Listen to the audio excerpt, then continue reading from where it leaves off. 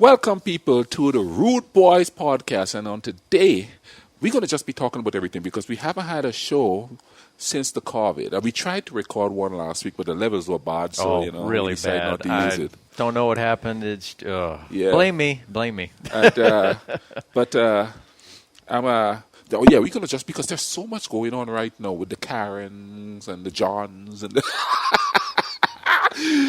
that's what's coming up, people, on this episode of Rudebuoyz.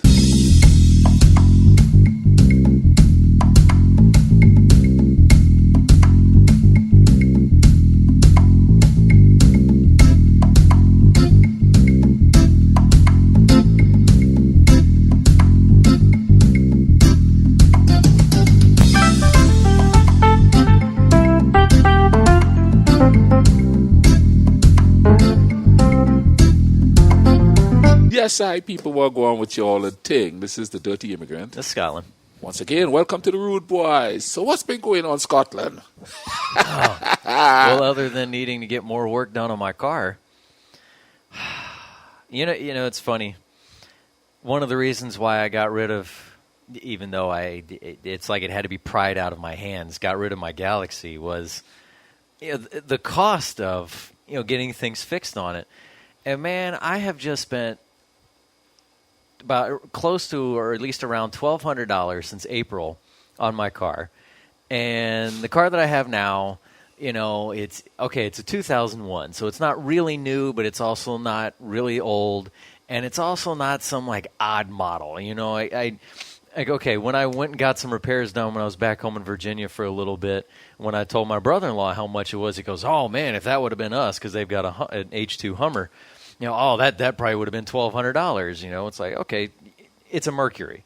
Mercury parts aren't really that expensive, but damn it, man. Yeah. And now I probably gonna have to spend some more on it, but I'm not gonna be able to find out about it until Monday because obviously shops are closed today. They're gonna be closed tomorrow. So tomorrow is Sunday. Tomorrow's Sunday. Yeah. Man, I thought today was Sunday. I don't know why. What's funny though is I keep seeing a whole lot of things where people keep talking about, man, since having to work at home and through all this stuff, I never know what day of the week it is, and I'm sitting there going, you know what? I've never really had that problem this entire time, and maybe one because it's also on my watch. I can just easily look at my watch and go, oh, yeah, today is Saturday. I don't know. I feel like I've never lost track of my days. Dude, I don't know. Being an essential worker, I've lost days. I'm not surprised. Because I've been stressing out and I go to, and I've been working a lot more, so I'll go to work. And I don't know what day it is. And they've been messing around with my schedule so much during that. Like, I don't usually work on Saturdays because we usually do our radio show on there, which we couldn't do because they locked the school down. I'm going to have to talk to Mike because since they've been opening things back up slowly, we may be able to get back in there. I don't know. Yeah. But I'd have to talk to Mike. But yeah, man. So what's been going on, man? We live in a crazy world, dude. Black Lives Matter. All lives. You know what? I have to ask this of the All Lives Matter people. Okay?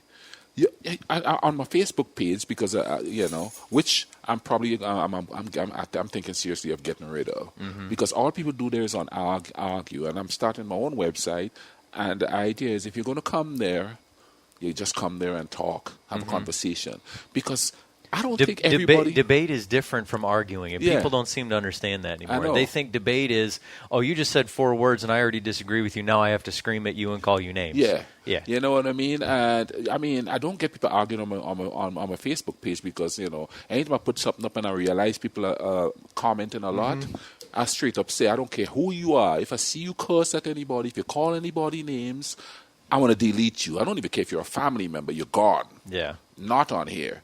But, You also usually do a good job of putting up facts that make somebody go, I don't think I can respond to that with my opinion. And not just facts, too. A little bit of logic. Oh, yeah. It's like the All Lives Matter thing. Logic. Dear God. What is that? Yeah, it's the All Lives Matter thing I'm talking about. Okay, so I noticed a lot of my white friends putting up, well, this white guy got murdered by the cops and nobody said anything. And I'm sitting there going, why the hell did you say anything? Oh, yeah. Because you think all lives matter. We say Black Lives Matter. We mean all lives matter. But you saying it all lives matter. How come you didn't say anything then? If his life Exactly. matter, why are you saying it now? The point is, you're just saying it now because you say all lives matter to counter the Black Lives Matter. That's the only reason. Yeah. So when you all come, dude, there's a group of people that I snap at when they come at me. And I know a lot of people going to go, oh, hey, you know, blah, blah. And I know my brother because he's one of them. Not that come at me, Yeah. but Christians. Yeah. When they come at me, trying to get me to come to church, especially where I live, Yeah. I snap at them. I do. Because, like, there's three Christians in Washington, D.C. suing the mayor for putting Black Lives Matter on the street. Yeah. And what the hell is up with the Aunt Jemima problem that they have? Okay, you might have to explain a little bit to me what's going on with that, because I really haven't seen anything. Yeah, Aunt with Jemima. that. Okay, I know obviously Aunt Jemima, the products, that sort of thing. Okay, from this is how I see it. I will claim ignorance on this and admit it. Yeah, Aunt Jemima is revisionist history. Okay. See, she's on a thing, and all the people up there are like, this is a success story. The woman died broke, and it's not because she couldn't manage her money. It's because they took her money from her, like they were doing to athletes before they got smart enough to go, oh, what the hell? You gotta pay me. Yeah. You know what I mean? So, trying to explain the racial connotations of it to people, they just don't want to hear it. And this is where it brings me to this. They don't like getting rid of racism because they're comfortable with it because it's the way it's always been. People have a big difficulty with, I hate to call it traditions, but things that are basically a tradition, like you say, this is the way it's always been. People have a problem with letting that go. And the thing about it is, like, I'm 58. Even if they know it's wrong. Yeah, I'm 58. Dude, I remember transistor radios with mesh on it. Stuff has changed drastically since then. Yeah. Drastically. It's going to change. There's no way we can, now, I guess they're complaining because of the wage changing. And I have white friends that are on there doing it and they're just complaining about it and yada, yada, yada. So I put up there, being logical, I said, wow, you're all more upset about Aunt Jemima being removed from the bottle than George Floyd dying. You more upset about some sugar-laced syrup. Probably have cornstarch or whatever they call it as a sweetener. Oh, the high fructose corn syrup? Yeah. That's killing you. And you watch a man die 10 minutes of him getting choked. And Aunt Jemima is angering you more than what you just saw. And forget it's a white man doing it on a black man. You just saw one human being kill another human being. For no reason. And you are angrier about Uncle Ben and Aunt Jemima. And I put that on there and somebody responded, oh, what? I'm really sad for him and his family. One sentence, and the rest of it is bitching about Aunt Jemima. Okay, I think I went back and I read some of that, because didn't somebody then also respond with, looked like maybe an old ad for Aunt Jemima or something like that? You've got the white family in there, and then of course she's talking like she barely knows English. Yes, masa. Yeah. This family does need me, and I'm reading this going, oh, and nobody sees anything wrong with this. You know what I'm saying? Oh my goodness! Do you know what I'm saying? Going back to things changing, like you say, you remember transistor radios and all that sort of stuff. Isn't it funny how we love how certain things keep changing? It's like, oh, I got to get a brand new iPhone. I just got a brand new iPhone last year, but I got to get another one because it's got changes. There's so many things different. But, man, don't get rid of that statue. That thing's been there my entire life. Man, let's not get rid of that. No. But, ooh, new laptop. Ooh, new car. Ooh, new phone. Ooh, I can do this now with it. Ooh, I got to get that. Ooh, that's changed. Ooh, I got to get that. That's new. Ooh, that's changed. Yeah. Oh, yeah. Yeah. Yeah, no, listen. No, let me digress a little bit. Because I've noticed a lot of liberals on my Facebook page too, man, they're pouncing on people. And I believe that most of these people aren't racist. They just don't that they're know. pointing out. Are you talking about No, that the in liberal? general. You talking about that the liberals are pointing out? That the liberals are pointing okay, out. Yes, but you got to say yeah, that. but in general, Yeah, I don't think they are. It's just because they don't know. yeah. I've been able to speak to people who think like that and get them to go, wow, I never thought about it that way. I got to start paying attention. Yes. There's somebody at work right now that I'm talking to a lot. She has gotten to the point where she stopped posting all that stuff. Now, she still posts all, Trump 2020 stuff. I'm fine with that. That's her political beliefs. But racism is not a political belief. No. It's not an opinion. It's a problem that needs to be fixed. Now, when these people go after these people like that, when you go after them like that, they're not going to go, oh, I see what you say, yes, and then come crawling to you. You might get a few that would change. Yeah. But you're going to anger a lot. A lot more than you're going to get. Like, okay, NASCAR saying that the Confederate flag can't be flown at races anymore. Now, you'll probably get some fans who'll go, okay, you know what? Yeah, probably shouldn't be doing that. Still a NASCAR fan, I'm still going to go. But then you're going to get others who are going to get absolutely infuriated, and they're going to cover their house in a Confederate flag. They're going to paint their car in a Confederate flag. I mean, it's just.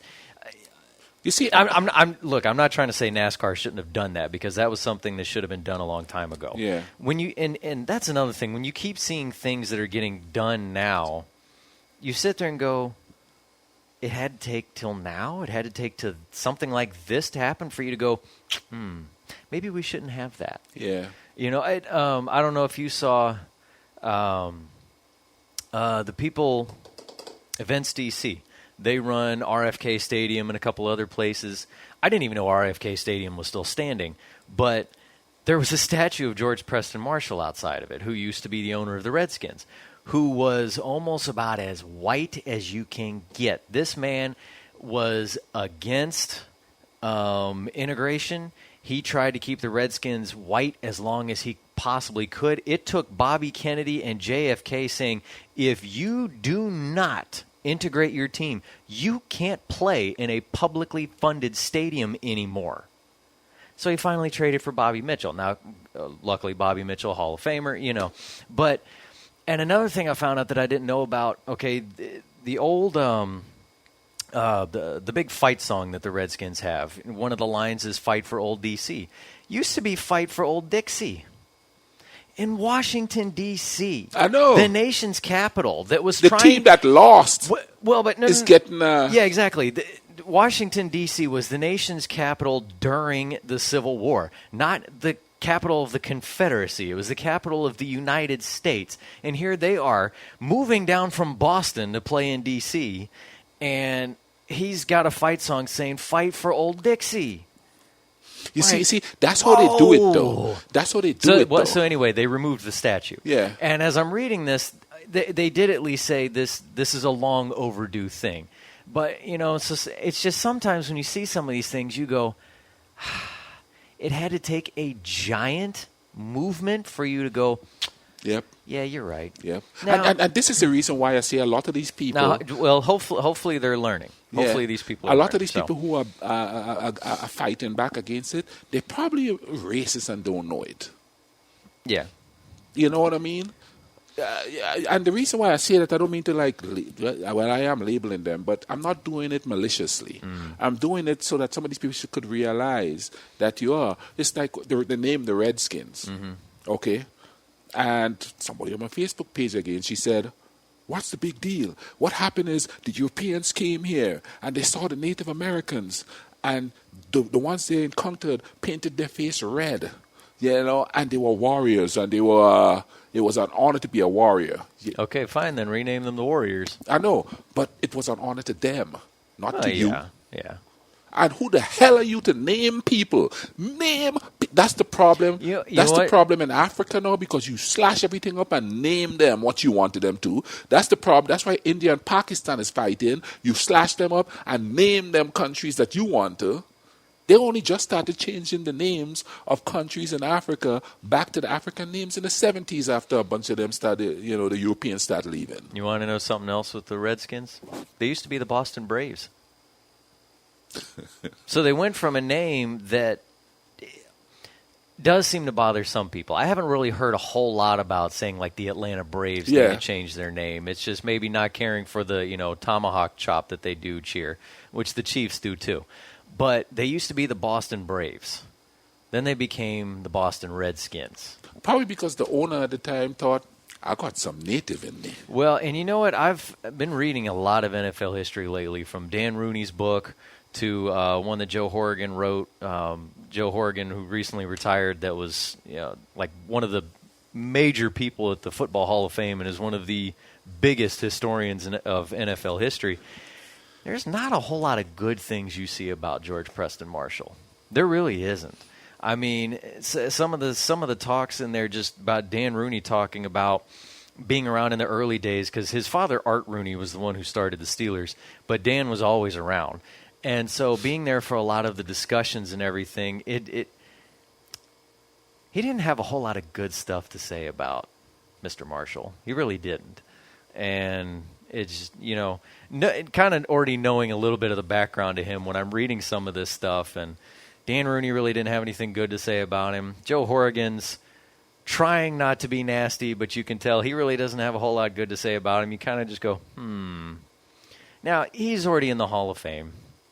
Went in the class of 63, but, for the things he did do for the NFL, I say yes, he deserves to be in the Hall of Fame. But for a lot of the other crap, don't have a statue up of him out in front of, especially out in front of a stadium where he was like, no, we're going to stay white as long as we can. He was quoted at one point, somebody asked him, Sammy Ball was even telling this story.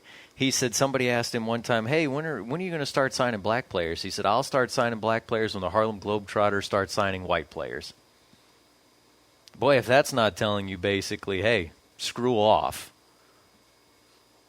Here's another thing, and they're using the same logic today.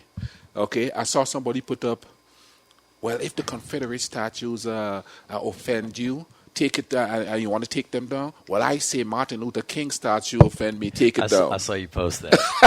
And this little old lady too, man. She's going off. And what did it say? It offends us whites? Yeah. Hey, don't you dare speak for all of us, okay? Yeah. Don't you dare speak for all of us. Just like I would tell like a lot of the white liberals going crazy, don't speak for me. Yeah. And just like I'm going to tell Candace Owens and Ben Carson, don't speak for me. I went back and looked through some of the stuff, especially that you've been posting about Ben Carson. He's an interesting character. The dude is brilliant academically. Yeah. As far as being human and common sense, he ain't got none at all. I've known people like that. You find out that like their GPA is a 4.0 or something like that. They haven't had a B in 10 years, something ridiculous. And then you get to talking to them, and you just think, how the hell do you get straight A's? I checked this. Did you see the video I put up of him in that interview where he says, I tried watching some of that. You don't know if what happened before, if she was nagging him and he, pretty much, I guess the guy slapped the woman. No, he was talking about the Ray Rice case is what it was. Yeah. Yeah, he was talking about the Ray Rice case. Yeah. You know what I mean? And then he said, when I was younger, I stabbed somebody, which is a story that was proven not to be true. Yeah, he said, luckily he had a belt buckle on under his shirt, or else he would have died or just been severely injured. I hit the belt buckle. And the interviewer's like, so you're saying you stabbed somebody? You tried to kill somebody? Well, he black. Of course, at some point in his life, he tried to kill somebody. Yeah, got to keep your rep up, right? Because, he's trying to act all hood. Yeah. So that the hood boys could go, damn, he bought that life. I'm going to vote for that brother. That's a really, really, well, how would they put it? How would they say it? How would they say it? Good Lord Almighty. That's a down, brother. You know what I mean? I'm sorry, people. I'm not well versed on the slang stuff. Unfortunately for me, I speak proper English. I haven't been able to but then again, I do always like it when somebody comes up and says, "Say something in your language," and you just look at them and go, "Hello." I do have to admit, though, when you go home with me, you're not going to understand what they're saying because they're not speaking the same kind of English I'm speaking with you. I have no doubt. They're going to have the English language all chopped up too. I'm going to have to look at you and say, what did he just say? And then for as long as you've been gone from there, who knows, you might be looking at your brother and go, what did he just say? Exactly. Because, I mean, the slang has changed. It's been over 33 years. Man. I've been over 30 years, I should say. More like 31, 32. But, you know what, though? Nobody's talking about how evil us immigrants are anymore. Of course, my man on the slide is trying to get rid of the DACA, which is the path to citizenship. They just shot him down again. You know? They're not really paying much attention to the Mexicans anymore. You know something funny? That somebody brought up to me, and this is a white person that brought it up to me. People really don't have a problem if a white woman dates a Mexican. Really? You know what I mean? They really don't say nothing. But they say a lot if a black man is dating But yet they're trying to send all the Mexicans back south of the border. Well, you see, they could send the Mexicans home. They can't send us home. Where we going to go? This is home. Well, yeah. But you know what? Something I got to say, too. I have to say this here. I'm not African-American. So a lot of the stuff that they understand, I don't. Yeah. You see, they were born and raised in it. I was born and raised where there were black leaders. Yeah, but also at the same time, being human, you can empathize. Empathize, sympathize with them, that sort of thing. You know what I mean? And I tell you, I've been here, like I said, over 30 years, and I've encountered enough for a lifetime. Yeah. And I keep telling those people there, man, just because I don't tell you about it. Yeah. Like, before this happened, I never used to talk about that a lot. I just internalized the stuff. You and I talk about it some, but it was never something that you just would. You never hear. It wasn't often that I come. Oh my God, this guy's a racist and this guy's a that. Yeah, you didn't. Put it this way, you didn't spend a whole lot of time. Yeah, you know what I mean. But I tell you what, I've been doing a lot of it on Facebook because I saw that video. That was like a wake up call. You know what I mean? And I went off on this one girl on there. Well, I didn't go off on her. I had a conversation with her because she put up something about Obama caused this racism. Oh, yeah. You said that, he either brought it back or he's the reason for it. You know what I mean? Look. And then, so what I did is, I said, really? And then I named a bunch of racist stuff that happened to me from the first month I came to this country all the way up to today. And I said, it's like a slap in the face for you to say he revitalized it when I have been experiencing it all these years. Not a year go by that it didn't happen to me. And you're telling me that it got bad when Obama happened, when Obama became president. Then what was happening to me all these years? Yeah. And this is what I'm talking about. They don't talk to us. Okay, you and I were talking about this the other day. Yeah. And I want to throw this in real quick because I'd almost forgotten until you just said that. And I'm so glad you said that because it sparked my memory. I thought this was like a perfect comparison. I was watching Golick and Wingo yesterday morning, and Elle Duncan was on, who also works with ESPN. She's mostly on SportsCenter and stuff, but she's been doing some other things, and she's a woman of color. Yeah. So obviously she has experienced a whole lot of this stuff. So she's also been in the forefront of getting, interviews with other people, talking about a lot of this stuff. And one of the last things that she closed with, she said, I'm always amazed at how, she said, she goes, and I'm sorry, I'm going to direct this towards white people. It's white people will plan their entire weekend over what a meteorologist says because they're the weather expert. Or we will go and see a complete stranger who's a doctor because they're a medical expert, and we listen to everything they say. But when it comes to listening to people about racist things that happen, we don't want to hear it from the people who experience it. In fact, it's like we don't want to hear it, period. Just shut up. I don't want to know. It's not that bad. Shut up. Yeah, and you're a bunch of whiners. Yeah, you were even saying this the other day sitting in my apartment where you said, you've even said to people, it's like, look, you don't want to hear it from me, somebody who's gone through this. Yeah.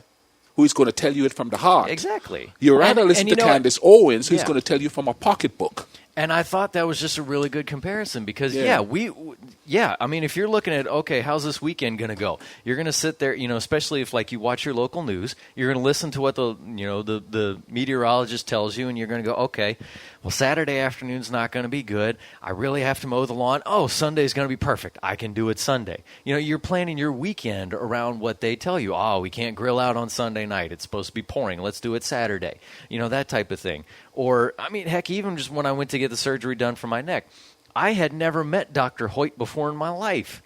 But I'm told he's a neurosurgeon and he's an expert on this stuff. So you trust them that he's going to tell you, yes, okay, you need surgery. Yes, you're going to have this done. You're going to have this done. It's going to take this long to recover. It's going to take that. You're going to go through this and you're going to go through that. We're going to have to do this to you, and you accept all that information.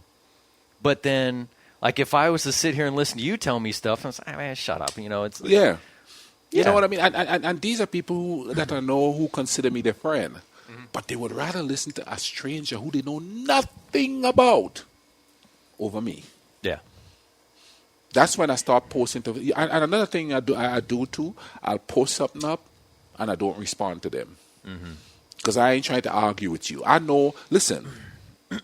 And I get to the point where I want to put up certain posts, but I go, what's the point? They ain't going to listen. Yeah. You know what I mean? It really burns my when people act like if racism was dead. When my son was born, I had somebody said, he ain't black, is he? You know what I mean? Okay, I got married to a white person. That's why they said that. Yeah. I had somebody say, they don't want the Negro in the house. I had a guy, I went to, and I wanted to put that up there too, but I said, nah, they're going to get offended. Well, apparently if they're offended by the fact that there's a Martin Luther King Jr. statue somewhere. This woman is not my friend. No. Well. No. I went to this, and because people always say, come to my house for Thanksgiving. Yeah. And I'm like, thank you, but no thank you. Yeah. And sometimes they get hurt. But you see, I say once bitten, twice shy. One time I went to somebody's house, and we all walked in. And one of the family members was sitting on the couch. And I sat down and said, you need to take a shower. You got to wash that crap off your skin. Yeah. Whoa. Because you're going to dirty my furniture. And I don't remember that. I don't remember that one. Dang. Talk about that stuff. Jeez, you know what I mean? And then instead of the person that went who said, hey, whoa. They just laughed at it and said, yeah. I was like, dude, you know what I mean? And number one, I couldn't leave because I don't drive. Yeah. So I was stuck there until they were supposed to leave. You know what I'm saying? That's why I don't go to y'all's house, because y'all going to have some crazy family member that's going to say something and you ain't going to say nothing, and I'm going to be stuck there having to deal with it, like you all say. Don't poke the bear, deal with it. Yeah. Yeah, downgrading me.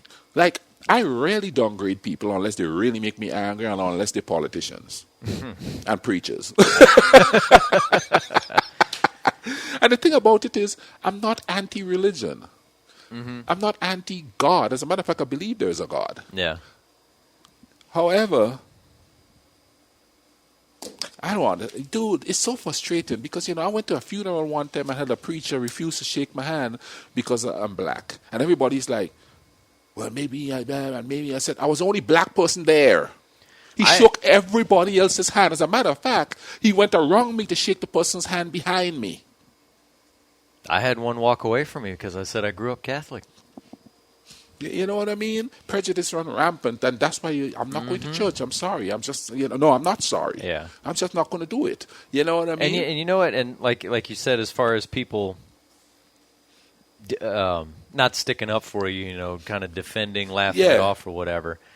I mean, I never mention it again. Yeah, not even apologize. I mentioned it to a friend of mine. Guy, it was the church that he went to, and he just kind of went, well, he's an idiot anyway. I'm like, why are you here listening to him? And Why he's the is one he in your charge preacher? saying this stuff, which Yeah. means he's influencing a bunch of people. And you know what? I can't talk because I didn't say anything at all about the stuff. You know what I mean? This friend of mine, though, he has. I will say this: he has pulled me away from a few arguments that were probably going to go nowhere anyway. Like the one that I was about to get in. It was a different preacher by this point. Argument I was about to get into with the preacher's wife, because Wednesday night when they have all their different classes, and she was teaching one for the women on how to be a good wife to your husband. And I looked at her and I said, well, where's the class for the guys on how to be better husbands for their wives? And she looked at me, she goes, well, what would we need that for? And I stood there stunned for a moment. I was about to open my mouth. And my buddy grabs me around the shoulders and starts walking me away. He goes, dude, it's pointless. I'm like, then why are you here? But yeah, again, it's like you all are just letting them do this. Yeah. And craziness, huh? Yeah. And that's the thing. That's why I don't talk about it to anybody. Because even now, I talk about it to them, and they go, oh, I'm sorry, my family didn't raise me for to be like. And the next day, they're showing everything that a black person did bad to prove that they deserve to be gunned down. Yeah. That's something I don't like. It's one thing if they got gunned down in the middle of, okay, when we have these mass shootings and stuff, it's one thing if it's happening during that. Or drive by and the cops come and there's a firefight. Exactly. I understand that. Exactly. But when they get gunned down and it's, oh, well, they got arrested 6 months ago for jaywalking. Jaywalking. They got arrested a year ago for small possession of marijuana. They got arrested for, so that means he deserves to be shot in the back. Okay, so how many then of our politicians, I don't care what color they are, have done something in the past that either they do have a record for or they should have a record for because rich mommy and daddy got them out of it, or because of don't you know who I am got them out of it, that type of thing, have something in their history that would make these same people go, well, maybe they should be gunned down too. They're rich. I've visited a few countries and I've never lived in one where people kiss rich people's ass so much. We really do. My goodness, I ain't never seen nothing like that. But scaling back on that a bit, I had a conversation with a little short guy I work with. And I say short next to you. I say short because he's short next to you too. So he's all mad that there might be a $15 raise per hour minimum raise. Oh yeah. He's all mad. He's going to kill small businesses. So I said, my brother, name me one small business in this town. Name me an authentic mom and pop store in this town. Then he named a restaurant. I said, no, because they have other locations in other parts of the state. That's not a mom and pop store. I think there's an ice cream shop down here that is. They've got two Austins. They've got two, one here and then one in Canova or something like that. But yeah, you see, but what they're thinking is a 1950s mom and pop store where they could go in and get credit on their food and stuff like that, you know. But and then he's like, yeah, but the prices of things are going to raise. If they raise, I said it's raising anyway, dude. Oh yeah. You know what I mean? And look, he said, gas is going back up right now because they're thinking, everything's about to return to normal, so we can jack the prices back up on these people because they're going to be needing to drive again. So but here's what's funny about it. He's like, I said, dude, you live with your parents and you're 38 years old. You ain't never paid bills in your life. I work 40 hours a week and I still have to save 2 weeks rent. 2 weeks of pay to pay my rent.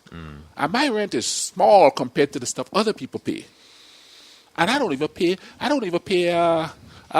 utilities in here because we're recording this in my apartment. I don't even pay utilities in here, and I still struggle. You live with your parents. Yeah, you don't have to pay anything. You don't know what's going on out here. And I said people have to get a living wage. I don't have a living wage. You know what I mean? I remember years ago, this one youngster. Scary now to think that he might actually be about 30 years old. But anyway, we went into a Popeyes in Winchester, and he was all angry because there were some, Mexicans working in there, people from south of the border working, and we sit down, and he's yammering on about they're coming here and taking our jobs and all that. And he's rich white boy, okay? I'd been over to their house. You know, Dad was a contractor and nice house, you know. And he didn't even work. I think just to get some work or whatever, he might go work with his dad periodically. But, you know, he didn't, like, have a job. And I asked him, I said, well, do you want to come here and work? Oh, heck no, man. I wouldn't be caught dead working in a place like this. I said, then shut up. You know? It's like, you know, if you came here and they told you, no, we're not going to hire you, we're going to hire them instead because they will be cheaper than you, I could understand you being upset about that. And honestly, they should be upset about that too because they should be getting paid what you would have been getting paid. But, man, don't. Oh, they're coming here taking our jobs. Do you want to do that? Do you want to go pick apples in the orchard? Do you want to, you know, do you want to go do this out in the fields? No, heck no. Shut up, man. And it's funny because I'll be honest, the guy's a MAGA guy. And he's always I wouldn't be surprised if this guy is too. He's always complaining about immigrants taking his jobs, right? Mm-hmm. But whenever he's working and I walk in work, yeah, somebody who's going to work. But the immigrants are taking his job. Yeah. You understand what? Yeah, dude, I don't know. They don't know what they really want is for anybody that's different to them to just shut up and we could say what we want to you. Yeah. We could do what we want to you. That's where their whole argument with freedom of speech comes in. You know, it's you're free to speak until it's something I don't agree with you about. Then you need to shut the hell up. Yeah. You know. I mean, okay, obviously there's a lot of talk now about should Colin Kaepernick get a second chance in the NFL. You know, now Roger Goodell has come out and said we were wrong about this. And, you know, yes, Kaepernick should get a second opportunity. Heck, even Donald Trump said that he would support somebody who wanted to give Kaepernick a second chance. What was that all about? When Trump was the one back in 2017 saying, you know, somebody ought to just say, hey, let's fire these sons of bitches. And like, you know, I just said, what is that all about? Elections coming up. Big time. Well, didn't you also post something where it said Ben Carson wasn't willing to support Trump on him saying that I'm the best president for black people since Abraham Lincoln? Yeah, even the first sensible thing that he said. That man is the most self-centered twerp on the planet. He also said he made Juneteenth famous. Oh, yeah.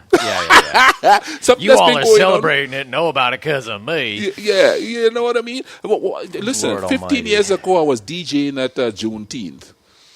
I will admit this. It was more than 15 years. I will admit this. I really didn't know anything about it. And listening to Bomani Jones, who came on Golick and Wingo, he was even saying, he's like, look, if you all are basically late to the party on this, he said, don't worry about it. He said, because he even used to understand it as it used to be just a Texas holiday. He said where he came from, he said, we celebrated when the Emancipation Proclamation got signed. He said, then I came to Texas and we learned this date. And you kind of went, whoa, it took damn near 2 years for you know. So, I mean, and Bomani Jones is black. So, I mean, he's even saying that he thought that it was also just kind of like a regional thing. And I will admit, I didn't know anything about it. When I was in school, we learned about the Emancipation Proclamation. We didn't learn anything about, hey, when the Union soldiers finally hit Galveston, Texas and said, hey, you guys don't have to be doing this anymore. I will admit, I didn't know anything about it. Now, I did not learn about it because of Mr. Trump. Yeah. I will say that. Yeah, and I'll be honest with you. I didn't know about it because we didn't celebrate it where I'm from. Because we had the slave trade was abolished in 1833 where I'm from. Mm-hmm. Totally different time. Yeah, I have a different memory of June 19th. Yeah, you sent me that. Oh my gosh. You understand what I'm saying? So, but okay. I forget where I was going. Oh, yeah, Colin Kaepernick. I would hate to think that somebody's only going to sign him just because it could be a political boon to them now, you know. But I hope somebody signed him and he balls out. I do too. I hope that if he gets an opportunity, I hope he goes to somebody who can coach him right to let him develop. Because people... For some damn reason, whenever athletes finally make it to the professional level, if they're not playing immediately as some kind of all-world everything, they want them gone. And it's like, look, allow them time to develop, you know. And what Kaepernick was starting to go through with the coaching changes and everything that was happening in San Francisco, he was not going to get a chance to develop. Jim Harbaugh and I forget the GM's name now. I think it was Jed York. They were at each other's throats and basically the team was on a nice little, going right down the hill. He wasn't going to get a chance to develop. So I hope that wherever he goes, if he gets to go somewhere, that he gets a chance to go with somebody, whether there's already an established quarterback there that he can learn from, or at least a damn good quarterbacks coach, offensive coordinator, somebody who can say, okay, let's work on this, because now that you're here, even though you might be our backup now, I'd like to see you stick around, because you were one hell of an athlete and you can do something special. Because he was. I mean, it's like people forget that he did actually have the 49ers in the Super Bowl. And not because Alex Smith got them there, got hurt in the NFC Championship, and then Kaepernick just happened to be the quarterback in the Super Bowl. No. Alex Smith got hurt, Kaepernick took over and took them there. Yeah. But anyway, but okay, now I suddenly remember where I was going with him to begin with. Now they've jumped all over the place. Sorry about that, folks. Talking about, okay, you can say whatever you want until I disagree with you, then you need to shut the hell up and stop talking. If Kaepernick had not been the one to kneel, okay, his teammate Eric Reed was the one who started kneeling next to him, and there was a linebacker too, and I really wish I could remember his name, but I don't. But mostly it was Eric Reed. Let's say Eric Reed was the one who started kneeling. Okay, all of these people who have vilified Colin Kaepernick because he kneeled during the national anthem was not protesting the anthem. He was protesting something else, but that can open a whole nother can of worms. But if reporters had gone to him afterwards and asked, hey, what do you think about your teammate doing this? If he would have gone, I think he's completely stupid for doing this. It's so wrong. You cannot protest the anthem. This is disrespect. All of those people who vilified him would have been going, oh, Colin Kaepernick, you're our savior. They would have been, like they're doing with Drew Brees right now. Yeah. Oh man, Drew Brees has got some work in front of him, but I believe he'll be able to get over that. But it's those people who hate Kaepernick for what he did would have loved him if he would have said exactly what they thought. Yeah. And it's for a lot of athletes, and especially when things like this happen, it's you're damned if you do, damned if you don't.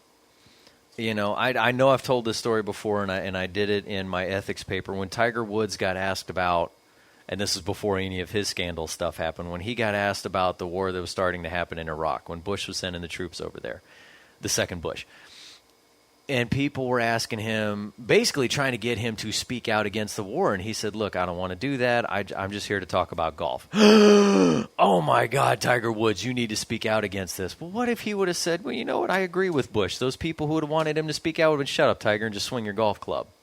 And then, of course, if he would have come out and said, yeah, this is wrong. We shouldn't be sending troops here. This is an unjust war. Those same people. Then the people who agree with the war would have said, shut up, Tiger, and swing your golf club. Exactly. It's, And, I realized that when the first year I was here, I don't know if I ever told this story on this podcast before, but every time they spoke to me. Sitting on my cord. Every time they spoke to me, they spoke of basketball. And I'll be honest with you, dude. I used to love playing basketball.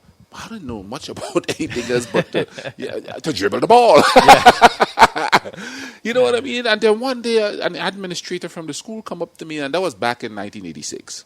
Came up to me and was like, so, you think the fella's going to do this? And what do you think of this? And I didn't know what the hell he was talking about. Yeah. Because I just got here, for one. Yeah. And we didn't talk about sports like that where I was from. Yeah. So I changed the subject, and I said, so what do you think of apartheid in South Africa? And you should have seen his face. And he was like, well, you're here to play basketball. And I thought this was an institute of higher learning. Supposed to be. That was one of the things that made me know I don't want to play basketball anymore. And it's a shame, not because of your height and whatever, but when I listen to you talk about how much you used to enjoy playing it back on the island and stuff like that, it's a shame that something that you loved doing you just were like, no. Yeah. Because of basically what people were saying. Yeah.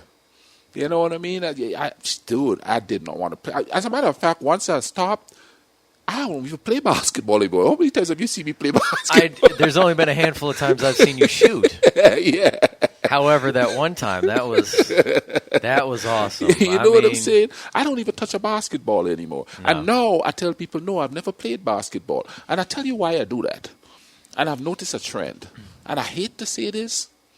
And I know that where I live is predominantly white, but it's always like older, upper middle class white people that come up to me and say, you should have been playing ball. Why did you have to just put it in the rim there? But when the That's because they wish that they could have been doing that. Well, when the conversation... Man, if I'd have been 7 foot, I'd have been playing. You know. When the conversation goes on, well, a lot of poor people do that to me. Because, education don't get them out of the ghetto. And I'm talking about white people, too. Well, that's what I'm saying. They wish they could be the one making millions of dollars, yeah. Where I'm from is education that did. Yeah. But anyway, good. What was I saying? Why you tell people that you don't play basketball. Yeah, why I tell people, but anyway, yeah. And so I would tell them, no, I didn't play any basketball. But I did graduate from Marshall. And you would think, they would go, oh, man, good for you. Discipline. No, they get really disappointed and just look away, end the conversation. Or another one I know you've told me, they say, oh, you wasted your talents, wasted your time, or whatever, something like that. Yeah, but you see, I knew that if I was playing basketball and I disagreed with something and I say something, those are the same people that's going to tell me shut up and dribble. You see, now they can't tell me to shut up and dribble because I know I don't play ball. Yeah. What you going to tell me to shut up and do now? You know what I mean? I got this education. I took the loans out. I'm paying back the loans. You understand what I mean? I did this. Yeah. And by the way, let me be really honest with you. They're not student athletes. They don't get no damn education. Some of them do. But I'm telling you, I played college basketball, and I say at least 95% of those kids got out of there without an education. Now, some of them got out of there and they had a degree, but they had no education. And I wasn't about to short my wisdom gain, because that's what's important in life to basically waste your trip up to a university. Life. I'm about that life of gaining wisdom. You know what I mean? I don't want a Bugatti. I don't want a Maserati. I don't want a mansion with 15 bedrooms. I never wanted anything like that. That one always amazed me. It's like, I don't even have a family, but I live in a house that has 20 bedrooms. Yeah. Why? Yeah. I had a conversation with my ex-wife the other day, who I'm still friends with. I know you're all surprised, but I had a conversation with her the other day. Yeah, because in our culture, you got to burn each other's cars. Yeah. She said something, and I said, I'm definitely not a capitalist. She said, oh, yeah, you're not. Yeah, but I hustle for, when I say hustle, I don't mean I sell drugs and stuff, but I go to work. I work hard for the money I make. Yeah. Okay, all I am is a bagger at a grocery store. And because I'm educated and like I speak the way I speak, I have a lot of people coming up to me, why are you there? You're above that. No, I'm not. I'm working. I'm above slinging drugs. I'm above pimping women out. But I'm not above doing an honest day's work. And they're just like, but you could have been a millionaire. How many millionaires are diddling little children and stuff like that? And you still going, you know what I'm saying? And you still revering them. And this is the problem I have with people who are sitting there looking at Candace Owens and all the other liberals, people that are talking up and rah. You don't know what they're doing. You don't know what these talking heads are doing behind closed doors. No. You know what I mean? You don't know. Because, you don't see rich people going on Facebook going, yeah, he cheated on me, that blah, blah, blah, blah, unless it's a person that came up from the ghetto and that's how they're keeping themselves relevant. But, you don't see, like, really rich people going on Facebook and Instagram and say, they're keeping their stuff to themselves because they know you're going to come back at them with that stuff if they don't shut up. Oh, yeah. You know because I swear there's some people who make a living out of going back through people's Twitters and Facebook feeds to who knows how long ago to see if they can find something to go, aha, look at what I got on you. Yeah. You know, I mean, when guys are getting drafted into whatever professional sports league, and then somebody goes, "Hey, you remember this tweet from when you were 14?" Yeah. You know, like, and you know they're going to really? do that to me because I've cracked a lot of Chinese jokes. I've cracked a lot of African jokes. I've cracked a lot of jokes about Grenada. I've cracked a lot of jokes about myself. So they'll find something. But you're equal opportunity joke cracker. I mean, you. You know, it's like, I got you, I got you, I got you, I got you, I got you, I got you. I got me too. It's never usually anything offensive, neither. No. You know, if it was offensive, they'd take us off public radio a long time ago. Because we've been doing public radio. I've been doing public radio for the last 20 years. Yeah.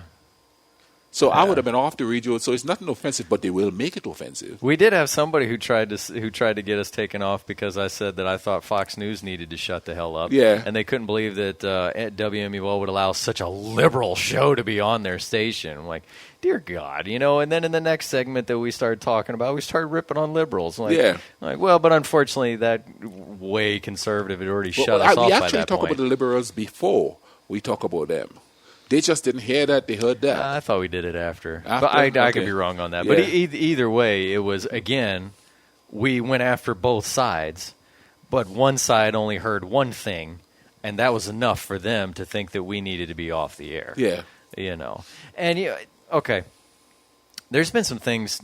I've got a couple of games on my phone that I'll play to kind of like relax the brain a little bit. Nothing big time. I've got something called Wordscapes, where you get a jumble of letters and you're supposed to make words out of them, and then Solitaire. And since the games are free, you have to keep watching ads. So after each game that you finish, an ad will pop up. Whatever, I don't care. You know, I can pass by through the ads. It's no big deal. But unfortunately with Solitaire, a lot of Trump ones have been popping up lately.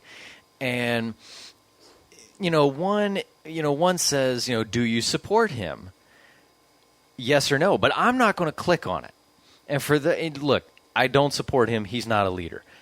And if somebody's going to get mad at me for not clicking on it, let me explain to you why. First of all, with some things, it's one thing that I definitely learned during my time in school. It is very easy to mess with poll numbers.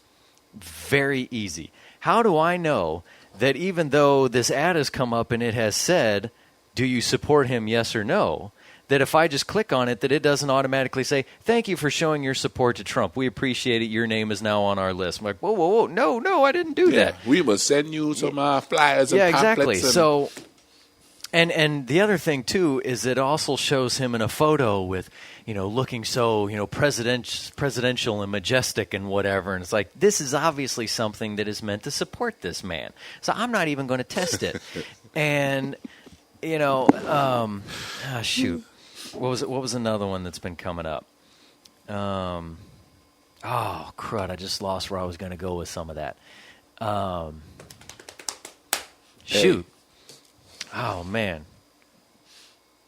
Oh gosh! But you see his face? Yeah. Oh, he looks worried now. Yeah, he does. You see what it says? Okay, we're looking at a post from WSAZ. Yeah, the Governor Jim Justice. Yeah, and the NBC station here in the Huntington Charleston area. Governor Justice. West Virginia Governor Jim Justice is calling for face masks, social distancing, and testing as local health officials report severe coronavirus outbreaks linked to churches and travel. I'm sorry, I shouldn't laugh at that one. Well, but that was another one. When people were going, I forget the stuff that I was talking about there because I kind of forgot where that train was going. When people were saying that it's against the law for you to tell me that I can't go to church, they're doing it to try and protect your health. I mean, look, if I ended up finding out that I had the coronavirus and I went to church and then, say, I found out afterwards that I had it and I infected maybe 20 people there, I'm going to feel pretty damn bad about that. They're not, because they can prey on it. But it's, and another one that I keep seeing is people getting upset about the whole, you can't come in unless you're wearing a mask, to certain businesses. And they say, I was born in a free country. I can come in if I'm not wearing a mask. You're discriminating against me. It's like, you don't seem to have a problem with the fact that they tell you have to be wearing a shirt when you come in. I don't see a whole lot of, especially like, guys, who like to walk around with their shirts off. I don't see a whole lot of guys trying to walk into the local grocery store not wearing a shirt. They understand that's a rule. What was the old sign that used to be? No shirt, no shoes, no service, or something like that? Or no entry. Yeah. Same thing with, having pants on, shorts on, something. It's understood that I can't go in here if I'm not wearing my shirt. Yeah. But yet, you're going to tell me I have to wear a mask? Here's You're breaking my rights. A lot of people are saying, oh, you wear those masks, that could get you sick. You could die. You're breathing in your own, what you breathe out, you're breathing in your own, carbon dioxide. They keep going. And I'm sitting there going, all over the freaking world, people are wearing masks. 24/7. I'm sorry, but when masks were developed, it's developed to stop stuff from the harmful stuff from coming in. Yeah. If people would have figured out, this is not allowing our carbon dioxide to come out, we're poisoning ourselves, they obviously would have changed masks years ago. Yeah. Because doctors have been wearing masks for how long now? And if doctors would have been dropping dead because they're breathing in their own carbon dioxide, don't you think they would have changed that? Because especially we can't have rich people dropping dead for something like that. Not the doctors. Oh, heck no, man. Hey, this popped up on my Facebook page here. Okay, let me just finish the thought about Jim Justice. Okay, let me finish the talk about it. He looks like really worried because they're like, let's reopen, you know what I mean? And now the stuff is spiking, but you see, it's not spiking in the ghetto. It's spiking in the upper middle class churches. That's why they're getting worried now. Churches and travel. Yeah. Rich people stuff.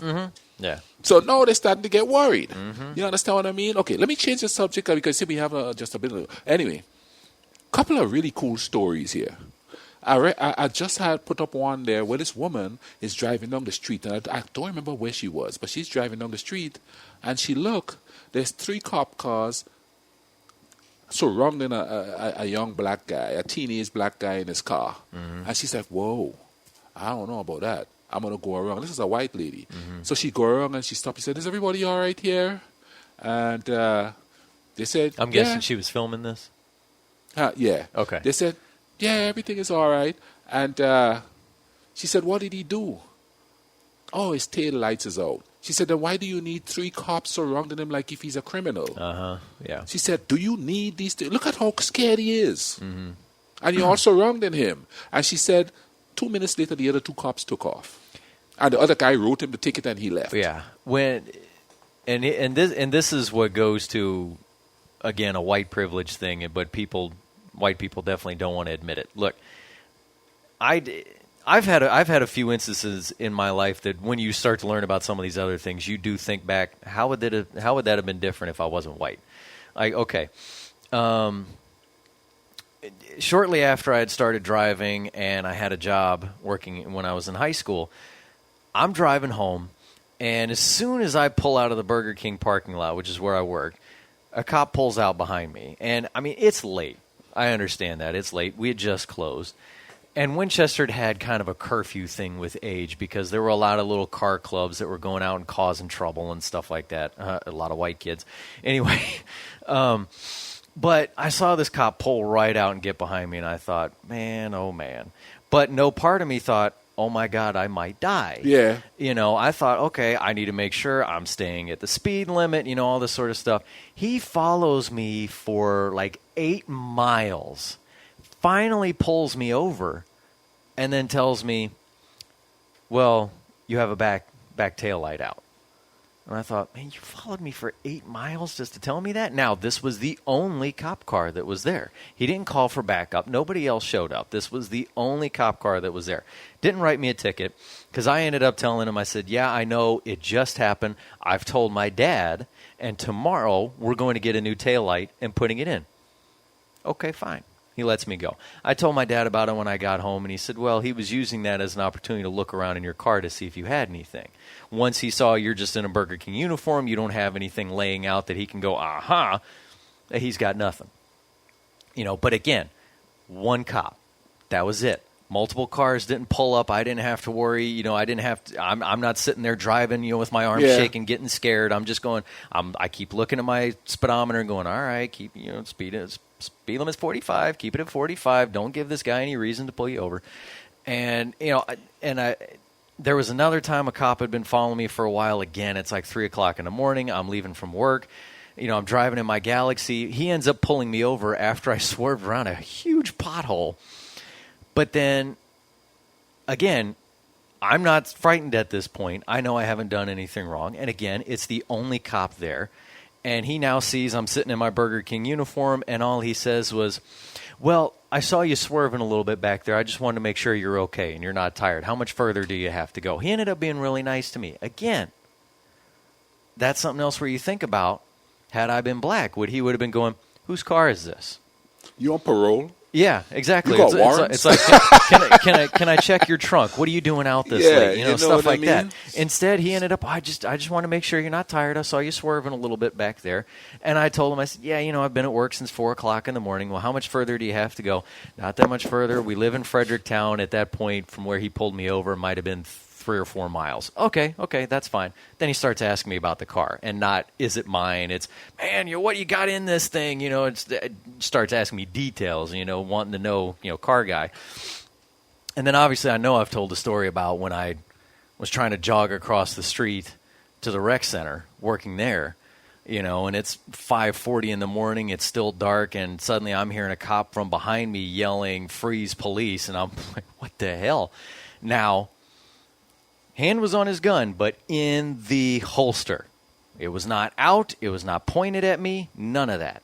Again, that's another thing where it's like, had I not been white, would the gun have been out of his holster? Now, you would like to believe that cop would have treated it the same way. Yeah. It would have just been, hey, I saw somebody running. I want to know what the hell's going on. You would hope that... Did he ask you for your ID or anything? No. Oh, yeah. He's asking me, what am I doing? And he's telling me to come walking back across the road. And again, luckily at 5:40 in the morning, 3rd Avenue traffic is very light because he's making me walk back across the road while his overweight partner's trying to catch up. You gonna hear it about that fat shaming the cop. Hey, I could hear that guy breathing across 4 lanes of road there, but you know, and again, still, gun still in the holster, hand on it, flashlight right in my face, you know, and I'm trying to point, you know, I've got my name tag on, my shirt says rec center, it's like, I'm just going to work, that's it. I jog to work in the morning, I live right over there, I'm working there, that's it, that's all I'm doing. I'm halfway across the road and finally, okay, you have a nice day. Yep. You know, and again, it's one of those instances where how would that have been different if I wasn't white? Yeah. Again, you would like to believe that this cop wouldn't have done anything different. That it would have been, okay, I see rec center on your shirt. Yeah, you have a name tag. All right, go on your way. Hey, there's another story too where this woman is driving and she looked in this parking lot and she saw 5 cops surrounding a black girl in a car. Mm. She went back and the cop says, what are you doing here? It's none of your business. She said, hey, I'm watching you. I see what's been happening lately. Yeah. Nothing happened. They all left. But here's another thing I saw. This is the last story I'm going to tell today, people. But yes, I was watching this video. Hey, remember, we haven't been telling stories in a while here for these people. So I was watching this video. And this little old woman, white woman, saw a black woman in a... Well, she saw a car and there's a baby in the car. Mm. Well, the black woman is in there with the baby. But this white woman is like, oh, you have that baby in the car, and this and that child looked like it's dead, and blah, blah, blah, blah. She just went off, and they went back and forth for a while, and the woman is trying to explain to her, no, you have the car running, the air conditioner, because the baby's in the car. Mm-hmm. You know what I mean? Well, the woman's husband came up. He was white. The woman's demeanor, oh, okay, it's all good now. It's all good now. You know, and she got into the car. You know, I apologize. He's here. It's all good. Uh-huh. Because the good white boy showed up. Uh-huh. Yes, my brother. It's kind of like when I was driving home with my wife. She's on the side, then my son is in the back. Cop pulls us up, leans over me and asks my ex-wife, are you okay? Are you okay with him? Jeez. I do remember you telling me that one. But anyway, but again, I ain't gonna poke the bear. Yeah, and again, But we don't want to hear this type of stuff from you. You know, yeah. I'm supposed to entertain the bad boys. Mm-hmm. You understand what I mean? Because when I go on people's page who put up that stuff, whenever they have a black person on there, they're entertaining them. Like, I see people go off and, Black Lives Matter is nothing. And then you go on their page and all they have is black athletes. Because we're supposed to entertain you. Yeah. That's why they keep asking me about basketball. Was it and get upset when I say I don't play ball. And they get even more upset when I say I have 4 books that I've self-published. Because I'm not supposed to be smart enough to do that. I'm supposed to be smart enough to dribble the ball and dribble the ball only. And dunk it. Yeah. Don't forget that. You got to dunk it. And you could sit there and go, ooh, that's a good boy. Oh, by the way, if you hear a humming in the background, it's the AC. We ain't turning it off because it's going to be sweltering in this It's like bad 90 boy. degrees outside, you know. But a couple last points. I don't remember if it was you or if somebody else had posted it. You know, somebody, you know, protester holding up another sign with the all lives, as far as an argument against the all lives matter stuff. Not trying to say that all lives don't matter, but said, where was the all lives matter during the years of, you know, 1869? Oh, no. He went way back. Oh, okay. This was like, it was like 1400 or 1600. Yeah, all the way up to like 1960 or something like 1969. That's where, Yeah, I mean, it's, you know, look, folks, all lives do matter. But sometimes you do have to put a little focus on a certain group when things are not going well. Exactly. You know, and, you know, it's, look, I'm going to try and make a couple points here. Another thing that Elle Duncan had said, she said, think about this. You know, she's like, if you're married, you know, and especially 2 of the guys on Golic and Wingo are married. And she said, you know, if you're trying to be a good husband and trying to keep a good relationship, if your wife comes to you and says, hey, I don't like how you've been doing this, or I don't like how this is going, she goes, you're more than likely going to go, you know what, yeah, need to change that. She said, you're not going to sit back and go, well, you know what, if you don't like it, you can just get out.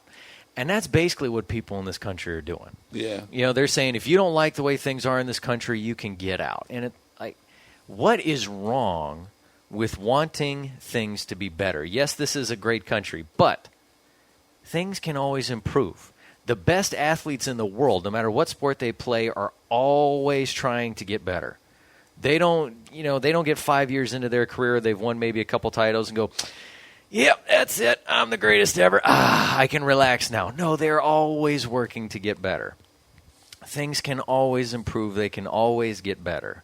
You know, it just, I don't know why so many people want to just believe that. Because they're comfortable with it. And it's the same thing with people that lives in like really ultra strict Muslim countries. And they're comfortable with it. Yeah. And you know, too, okay, last thing from me. Hang on, I just had it and then I think I lost it again. I'm getting old, man. I don't like it. Okay, let's flip things around for a minute. Okay, white people are getting sick and tired of seeing all the racism stuff, and like you have said, they don't want to hear you bring up the slave trade, blah, you need to just forget about that and get over it and move on. Let's flip things around. Let's say Africans were the ones going around and colonizing everybody. They were the ones going to Europe and enslaving people and selling white people into slavery all around the world. I would like to think that if we, and I say we because I'm white, if we had gone through that there would be, you know, if things were not better, like say how they are now for a lot of African Americans and other people that aren't white, that there would be a White Lives Matter movement going on. Nah, they wouldn't be. They'll say you should comply. Well, but they probably will rise up. Because they did against the British. Yeah, and you would hope that you know, people who aren't white would then be going, you know what, yeah, things aren't right for them. We do need to improve. And remember, folks, I'm saying if things were flipped, okay, I'm not trying to say go out now and start doing a White Lives Matter movement. No, I'm trying to say if things were flipped, if we white people were the ones who went through what black people have gone through for the last several hundred years, I would like to think that we would be having a White Lives Matter movement going on, and that we would be wanting to make sure that we were getting equal justice, and that we, and so it's like you just have to sympathize with somebody who just wants to be able to go, hey, I just want to be treated right, just be treated equally. I don't want to walk down the street and have people scared that I'm walking down the street, you know, or be afraid. Oh gosh, here comes a cop car. Am I going to get shot because I'm just walking here? Yeah. You know, I know we. But anyway, here's the stuff. We haven't done a show in a while. I'm reading something on my Facebook page here, and it says police get an armored tank in a small West Virginia town. That's what they mean by defunding the police. And that's one police force had a nuclear submarine. That sucker almost looks like it belongs on a construction site. Yep. Well, who are they gonna mow down with that? Oh my gosh! All right. Now, this is what I'm gonna end with.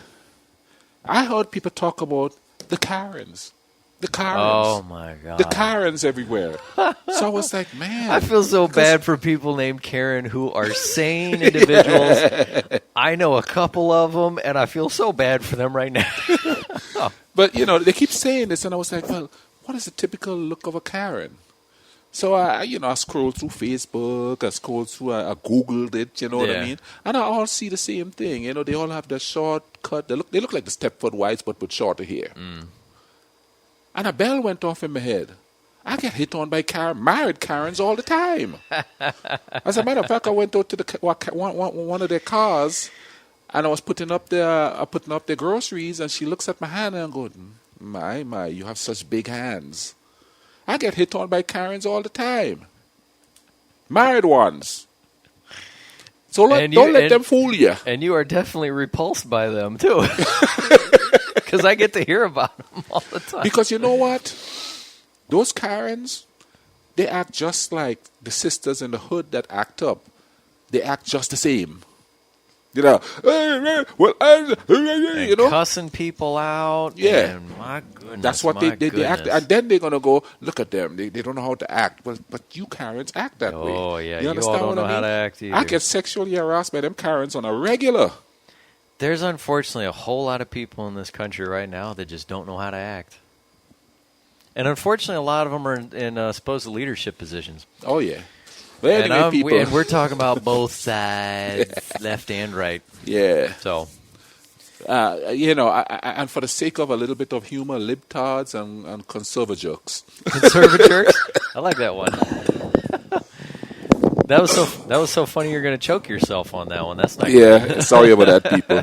But anyway, we better get out of here. Hopefully we're going to, now that we could do this up here, we'll be doing this consistently from here on out. You know what I mean? And I'm looking at the recording as it's going, and it looks like our levels are pretty darn close to each other. Yeah. So it shouldn't be what happened last time. You know what's cool about this too?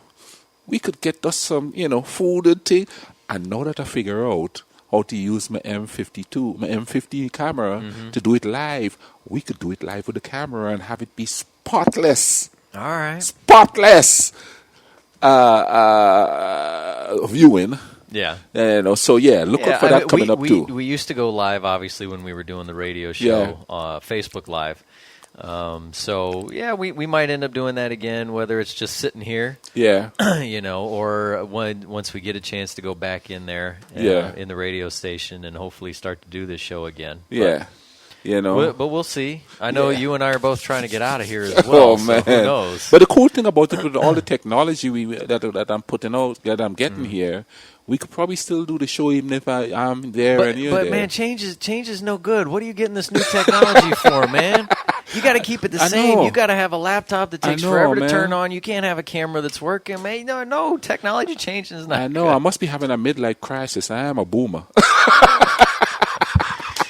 Oh, man. Thank you all for tuning in. Hopefully we haven't been too disappointing to you all on the fact that we've been gone for such a while. But obviously with the way things were, we had to kind of take a seat along with everybody else for a little bit. So, Yeah. But thank you again for tuning in. Yep. Hopefully, again, like the man over here just said, we'll be able to try and keep this going on a regular basis. And look out for some lives. But I'm excited, man. And I tell you what, if my car, if I find out how much that's going to cost, I had a 2-week vacation coming up. may not be happening. So we might have Yeah. an opportunity to be doing some shows. All right, people, y'all take care of each other. Stop with the craziness. There's a lot of good people out there. Yes, we need to start. We need to start listening to them and putting them at the forefront. Really, Especially if you're not making $5 million a year. You know what I mean? So don't let the system get you down, people. it's the Rudebuoyz. One. We out here.